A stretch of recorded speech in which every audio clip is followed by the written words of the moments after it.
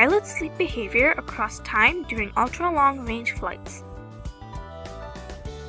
In this presentation, our goal is to offer you a quick summary of the research and conclusions. Please follow the links to review the research in further details.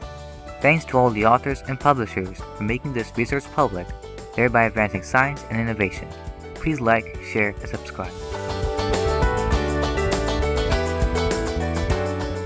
Fatigue risk to the pilot has been a deterrent for conducting direct flights longer than 12 hours under normal conditions, but such flights were a necessity during the COVID-19 pandemic.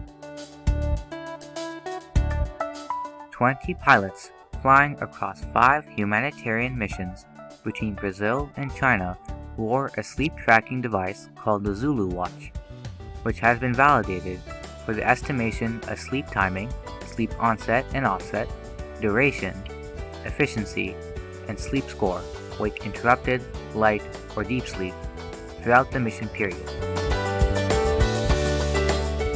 This is the first report of sleep behavior and sleep score estimation in pilots operating ultra-long-range flights during global pandemic conditions to our knowledge.